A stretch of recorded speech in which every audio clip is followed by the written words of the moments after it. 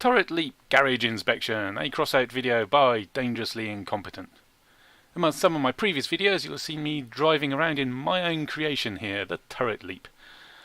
Zooming around, leaping into the air like a salmon, strewing machine gun turrets behind me as I go. And this video is a discussion on how it works. A bit of a closer look rather than just in-action stuff. We're in the garage and we're going to have a closer look at this build. My own creation, the TurretLeap. If you want to try it out for yourself, you can find it in the exhibition. D_I space TurretLeap, capitalizations, no space. Now while this is my own creation, I built this thing.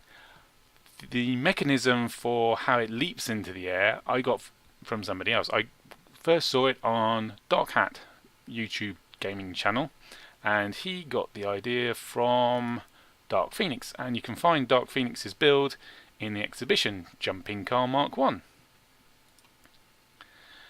As you can see, it's quite a bit bigger than mine and its power score is quite a bit higher.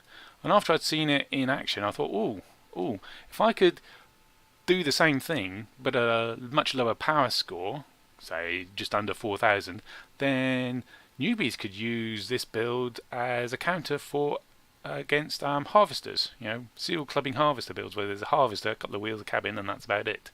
Zooming around, because you could, if the harvester guy comes for you, you zoom towards him, bounce into the air, leap over the harvester, jump the harvester if you will, and then drop drones behind him, not drones, turrets behind him, and they shoot him up before he can come and get you, and boom, he's dead. All the newbies are going, yay, a new saviour, and all the seal clubbing harvester users are bemoaning and wailing and gnashing their teeth and claiming that DT Cobras are overpowered and need another nerf. Well, that was the idea. Does it work in practice? Well, watch the rest of this video to find out. Let's start by examining the leaping mechanism. This build's got three DT Cobras, right behind the cabin, and if you notice, they're all pointing forwards, which is a bit of a no-no with DT Cobras most of the time, because when you deploy your turrets, it's going to pop out in front of you, and you then promptly run into it and either stop or get stuck on it or get rolled over. All sorts of bad things happen. But I've done it deliberately. It's the turret pops out in front, because if you're going fast enough and you have a reverse slope on the front of your vehicle, which is higher than the height of the machine gun turret, when your build comes along, the blade wings hit it first and they push the nose of your vehicle up, and then the Corrida nose cut hits it and pushes your nose up even further. Now you're pointing up into the air, and if you're going fast enough and then you deploy the boosters, you fly into the air and leap over the enemy vehicle with a mighty bound. If all goes well. DarkPhenix's original had a train plow here on the front, but a train plow is just too big, too heavy and too much power score for this size of vehicle, this power score. So I had to come up with a replacement, and all the replacements I tried, either didn't work very well, the machine gun turret got snagged somewhere in the slope, or the structural part slopes, they were very heavy, or they got shot off really easily. Remember, this is on the front, most of your shots, especially when you're heading towards the enemy, your shots are going to hit your nose, and the bits were just flying off, and then I was getting stuck on the machine gun turrets when I deployed them. So this is the best option I could come up with. Unfortunately, it rather puts a kibosh on my idea that this is a build for newbies to counter harvester builds, because it uses the Corrida nose cut, and the Corrida nose cut you get from the Nomads, you get from Prestige level 3 in the Nomads, and yeah, most newbies aren't going to have it, are they? Well, unless you go out and buy the pack with it in. Yeah. Getting a clean leap that carries you over your stunned enemy and lands you safely on your four wheels so you can drive away and make your escape giggling madly is really rather tricky. quite difficult indeed. You don't leap very high and you don't leap very far, even with a good leap, which leaves you a very narrow window of opportunity to deploy your machine gun turret and initiate your leap. And bear in mind the enemy's moving around and you're going really rather fast. It's very difficult to time it right so you hit the machine gun turret and leap over the enemy too early and you'll land back in front of them, which is no good if they're a harvester build. Too late and you've crashed into them before you take off. Then there's speed to consider. If you're going too slow when you deploy a machine gun turret, you'll run into it and come to a dead halt. Or, even worse, ride up onto it but not into a full leap and then get stuck on the machine gun turret with 2 or more of your wheels not on the ground. You're not going very far for at least a couple of seconds. You're stationary, you're an easy target. Then we start getting into the speeds where you do leap, but you're not going fast enough forwards to make the leap. You just end up pushing your nose into the sky and end up sitting on your rear end, teeter around for a while and then fall over. Bit faster, you're getting into the range of making a good leap, but then faster still, you won't leap up high enough to clear a vehicle. You make a very shallow leap if you're going too fast, and then sometimes if you're going really fast, your turret, machine gun turret, won't deploy at all. So getting the right speed is critical and, again, quite tricky. You also need to be going in a straight line to get a good leap. Any slight lateral movement, whether it's from steering or being bumped by the scenery or another vehicle, will see you do a roll. If you're lucky, you'll do a barrel roll and land back on your wheels and drive off. Otherwise, you're going to bend up on your side or on your roof. More lateral movement, too much lateral movement, and one side of your vehicle will go up in the air and the other side will still be on the ground and you just roll over. The issues which make getting a clean leap tricky are all exacerbated by latency. The higher the latency, the more they occur. When I'm going on a test drive where the latency is literally nothing, I can't get the driving into the machine gun turret and stopping, or driving onto the machine gun turret and getting stuck, or the driving so fast that the turret won't deploy. I can't get those issues to occur at all. I can't demonstrate them to you in test drive.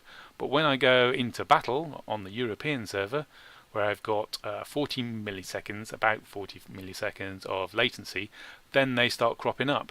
And when I go onto the Russian server, they're really noticeable. And really, they're a real pain in the butt. And my latency on the Russian server is about 80 milliseconds. This leads me to suspect that these issues are caused by the latency interfering with the physics engine. The higher the latency, the greater the time between the physics engine checking for collisions, and if you're going faster, the higher the latency, the further the distance you'll travel between collision detections. But anyway, whatever it is, the more latency, the harder it is to leap. Let's go for a quick test drive and let me see if I can demonstrate a nice clean leap, or an almost quite clean leap. Let's speed, bounce, go, there we go, almost perfect. That's a nice clean leap. Took me over the enemy vehicle. It's stationary, so that was quite easy. Let's try again, and not going quite fast enough, so I didn't get a high leap. I rammed him, or myself as it were. And then if I'm going too fast, I bounced off the terrain there just before I deployed my machine gun turret. So as you can see, you can leap things, you can leap with the opponents, their vehicles, but it can be tricky. Since a turret leap is a rather risky proposition, I came up with some other ways of deploying my DT Cobras with this vehicle. Firstly, there's going quite slowly and turning rather sharply to avoid hitting your own machine gun turret. Then there's going backwards.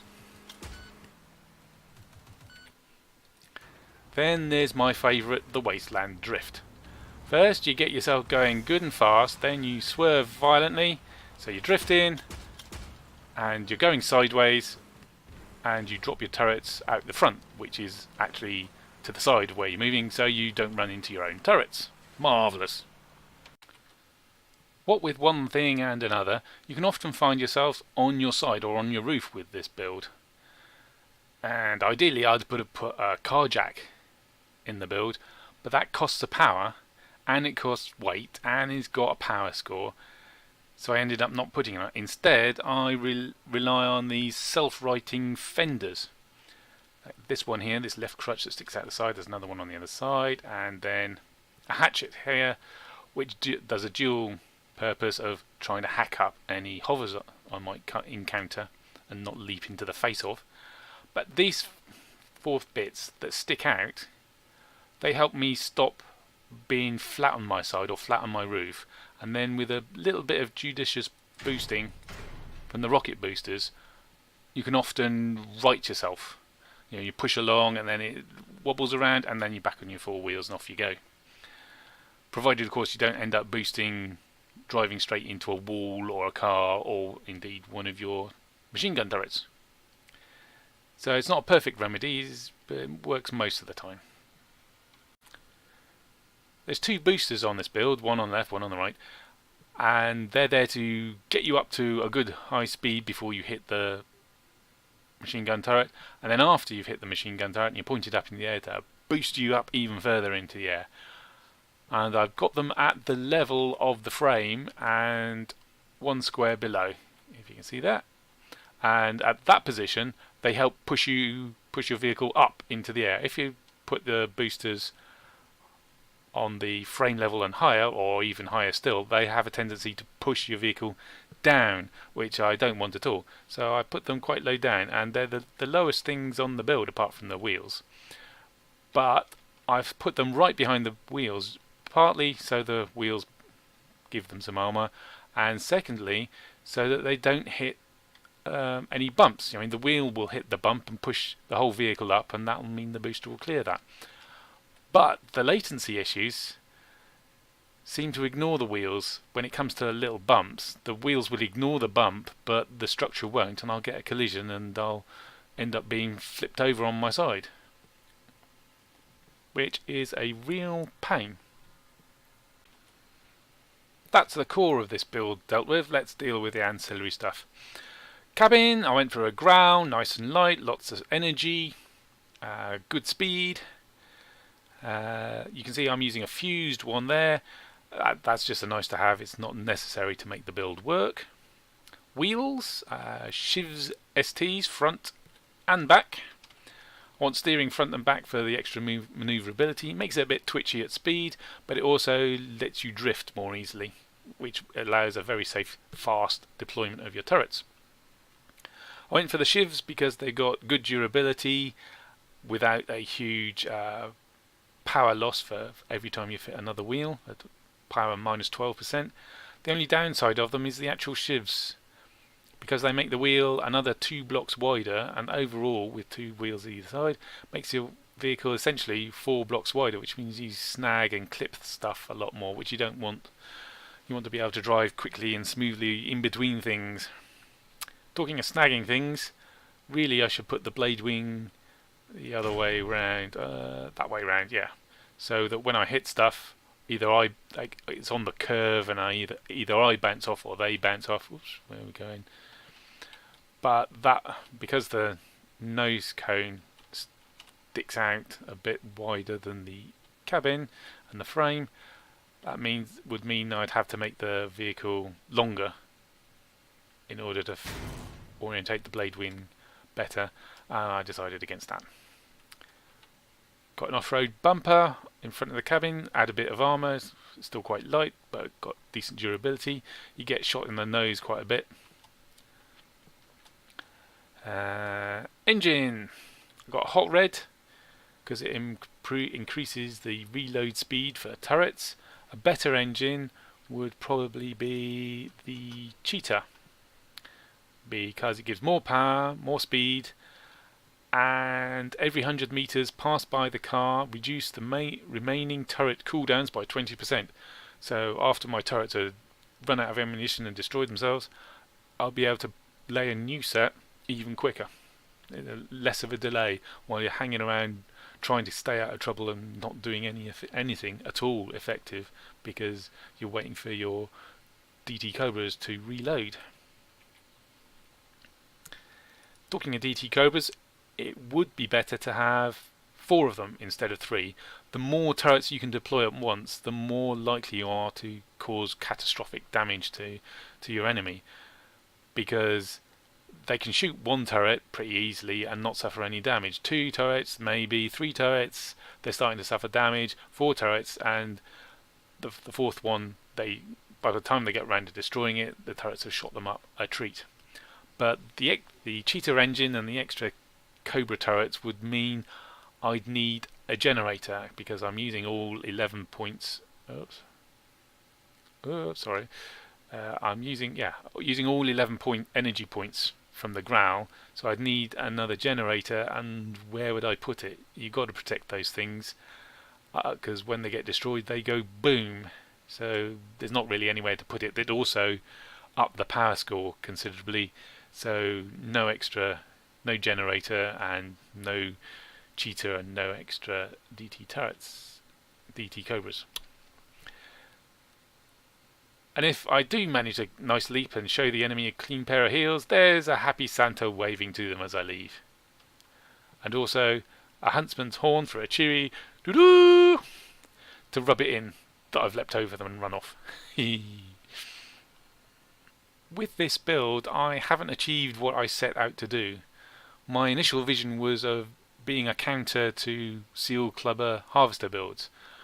When I see them, I charge towards them, they see me coming and they go, "Ah, easy meat," and just head straight for me. And then suddenly, bang, I've leapt over them and dropped turrets right behind them, which proceed to shoot them up a treat and destroy them before they can turn around and destroy my turrets or come and get me. I have managed to do that twice, frustratingly not on video, but I have played an awful lot, so it happens very rarely. I managed to make it happen very rarely indeed, so you can't count on stopping that harvester build. And there's 2 reasons for that. One, the actual leaping mechanism itself and the leap is really decidedly iffy. As often as not, you'll end up on your side, an easy meat for any enemy that happens to stick around. And the second thing is the DT Cobras some time ago fell out of the nerf tree and they hit every branch on the way down. When you deploy the turret, it takes a couple of seconds before it even starts shooting, so a quick enemy can just go bang bang, and the turrets themselves have got very low durability. You can run into them. You don't even really need a plough or a blade wing or any melee stuff on the front of you. Just a frame will do it. Just run into them and they're destroyed. Couple that with a really short target acquisition range. They'll only shoot at vehicles that are really rather close to them. So if you charge at an enemy and leap over them and deploy your turrets, they can just drive off and be out of the turret's range before the turret starts shooting, which is really quite frustrating. In order to be effective with this vehicle, you've got to pick a target that's on its own. It's no good running in front of the whole enemy team and dropping your turrets. There's just so many people to shoot them. They're dead before the turrets are gone, before they've done anything. You've got to find someone ideally who's isolated and ideally who's busy shooting someone else. So you just drop the turrets where they don't see them, and they're busy shooting at your allies, so they don't turn around and shoot your drones soon enough, and the drones make a mess of them. So it's quite hard to do well with this vehicle, but it can be done. I believe I showed a video earlier of getting MVP and a decent score. But in summary, this is more of a shits and giggles build rather than a competitive build. That's it for this garage inspection. Hope you've enjoyed it. Hope it's been informative. Like and subscribe if you want to encourage me to do more of this stuff, and I'll see you in the next battle.